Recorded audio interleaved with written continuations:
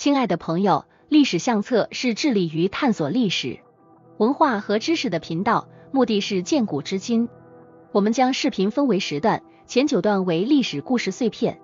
第10段为今日主题和这个故事的历史意义。封面图的内容会在第10段展示，你可以在进度条上看到段落标签。感谢你们一直以来的支持和鼓励。如果你喜欢我们的频道，请点赞支持，谢谢观看。Briefing 1。在353年的春天，东晋的书法家王羲之邀请了谢安、孙绰等10代名士，在绍兴的兰亭举办了一场别开生面的文人雅集。在微风细雨中，他们畅饮佳酿，赏析自然之美，激发了王羲之创作的灵感，遂挥毫泼墨，完成了流传千古的《兰亭集序》。这篇序不仅书法造诣高超，更融汇了集会的欢乐氛围与诗意山水，被后世誉为天下第一行书，对中国书法艺术有着深远的影响。此时的中国文人开始崇尚自然与和谐，徜徉于文学与艺术的海洋之中。《兰亭集序》的诞生，标志着这一时期文人墨客追求文化理想与美学实践的高点。Briefing 2。1418年，在宗教冲突持续数十年后，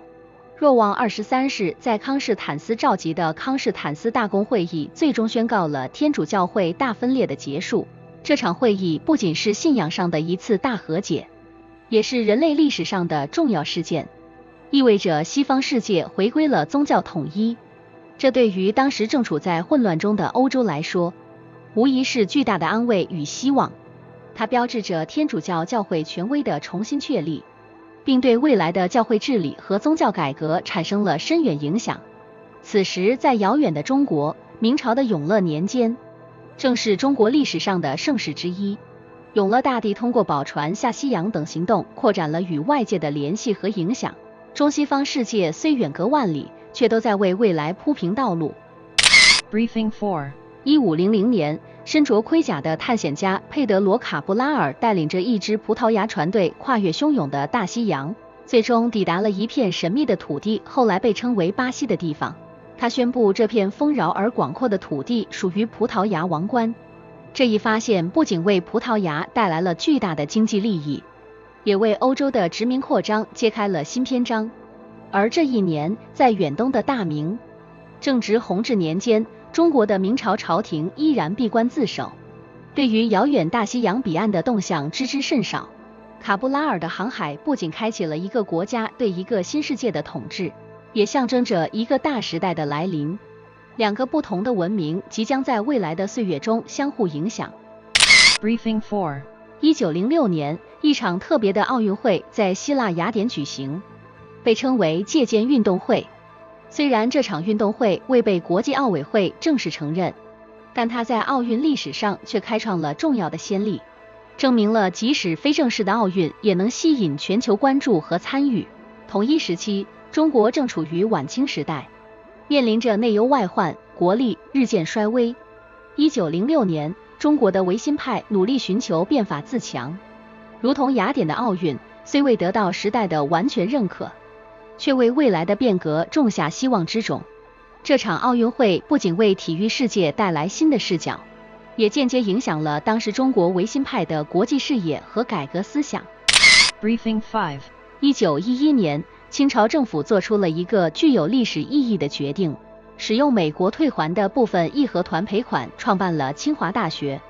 这所学府不仅代表了中国教育的新篇章，也成为了国内外知名的学术殿堂。当时，中国正经历着巨大的社会和政治变革，辛亥革命的浪潮即将席卷全国，结束2000多年的君主制。清华的成立不仅为中国培养了无数学术与政治精英，也成为了国家现代化进程中的一个标志。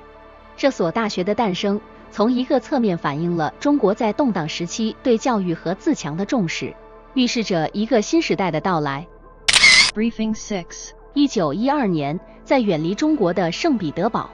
俄国布尔什维克启动了一项重大的宣传工具，首次出版《真理报》。这份报纸不仅是布尔什维克思想的传播者，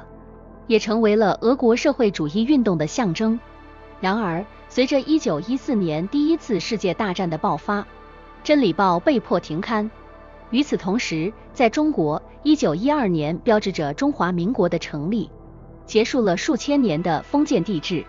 这一年，中国人正忙于构建新的国家机构和参与国内的政治改革。《真理报》的短暂生命和它所在的时代，与中国的政治变革相互映照，展示了两个国家在同一历史时期各自的挑战和努力。Briefing 7 1915年，第一次世界大战的战场上，德国军队在伊珀尔战役中首次使用了氯气，标志着大规模化学武器在战争中的初次应用。这一事件不仅改变了战争的本质，也引起了国际社会对战争规则的深刻反思。同年，中国虽远离战场，但正处于民国初年，国内政局不稳，各派势力争斗不断。德国在欧洲的这一行动，间接影响了中国对国际战略的认识，增强了对现代战争形势的理解和防备意识。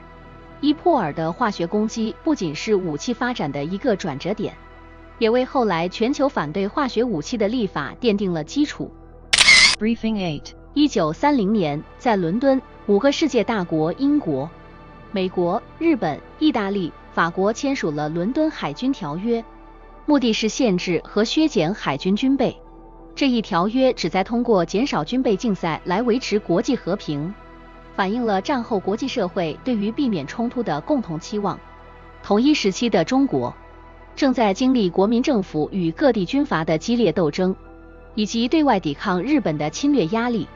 伦敦海军条约虽然未直接涉及中国，但减少的国际军备竞赛为中国争取到了更多处理内政和准备对抗外来侵略的宝贵时间，间接影响了中国的国际地位和战略部署。Briefing 9 1945年，第二次世界大战接近尾声时，苏联红军冲入柏林，标志着对纳粹德国的最终决战。在这场战役中，围困在城内的纳粹德国军队进行了顽强的抵抗。柏林战役不仅是对纳粹德国的致命一击，也象征着恐怖统治的结束和欧洲新纪元的开始。与此同时，在远东亚洲，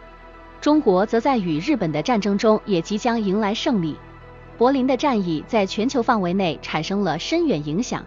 为联合国的成立和后战国际秩序的重建奠定了基础。对于中国而言，这场战役的结果不仅预示着世界反法西斯战争的胜利，也为中国赢得了对日战争的最终胜利提供了坚实的国际支持。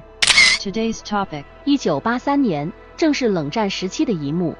当全球的目光都聚焦在美苏两大超级大国的较量上时，一个不为人知的事件在亚洲的小岛台湾上静静上演。中华民国的飞行员李大为在一个不寻常的日子里做出了一个惊人的决定，驾驶一架 U-6A 侦察机突破防线，向着中国大陆飞去。他的目的地是福建宁德，一个平静的小城。这个决定不仅仅是对自己命运的一次赌注，也是对两岸关系的一次大胆挑战。在这个年代，台湾正处于戒严时期，民众的生活和思想受到了严格的控制。而在大陆，改革开放的政策正在逐步推动，经济和社会生活开始有了新的活力。李大为的这次飞行不仅仅是一个人的逃亡，它几乎成了两岸关系的一个转折点。这件事在台湾引起了巨大的震动，政府和民众的反应各异，有的人称赞他的勇气，有的人批评他的背叛。当时的中国正在经历一场深刻的社会变革，改革开放带来的不仅是经济的快速增长，还有外部世界的思想和文化的冲击。李大为的行动无疑给了大陆政府一个处理两岸关系的新议题，同时也让台湾社会对于身份和未来的思考更加复杂深刻。这一切都在那个充满紧张气氛的冷战背景下显得尤为突出和重要。在李大为的飞机在宁德迫降后，他被当地政府接收，并迅速成为了新闻的焦点。两岸的媒体都在试图解读这一事件背后的深层含义。台湾方面对此事的处理显得格外谨慎，担心此举可能引起的政治敏感性和对两岸关系的潜在影响。与此同时，大陆方面则将这一事件视为台湾人民对大陆改革开放政策响应的一个证明，试图借此展示台湾同胞对归属祖国的渴望。李大为的行为不仅改变了他个人的命运，也触动了数百万两岸家庭的心弦。他的故事被一次又一次的讲述和传播，成为人们茶余饭后讨论的话题。对一些人来说，李大为是勇敢的象征，敢于冲破束缚，追求自由；而对另一些人，则可能是背叛者的代名词。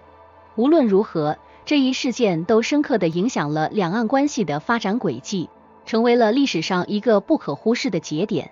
随着时间的推移，这段历史逐渐被更多的人所了解和反思。它不仅是冷战时期的一个趣闻，更是两岸关系复杂性的一个缩影。李大为的选择无疑给了后来的历史学者、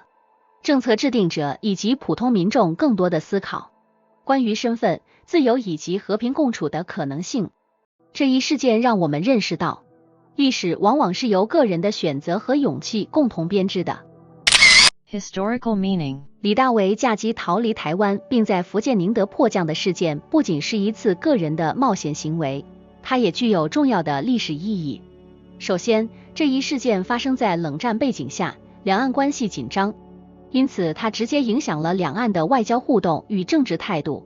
李大为的行为在某种程度上打破了两岸之间的隔阂，引起了两岸民众对和平与可能统一的广泛思考与讨论。其次，这一事件也反映了当时台湾内部对于政治和自由的渴望。李大为的逃亡引发了台湾社会对于政治体制、人权和表达自由的深入反思，促进了台湾社会对民主化进程的关注和推动。此外，对于中国大陆而言，李大为的行为被用作展示改革开放吸引力的实力，加强了大陆对外开放和改革的正面形象，也为后续两岸关系的改善和交流提供了契机。总的来说，李大为的这一行动不仅改变了他个人的命运，也在两岸历史上留下了深刻的印记，影响了两岸关系的发展轨迹，并在一定程度上促进了区域乃至国际层面上对和平、自由和身份认同的讨论。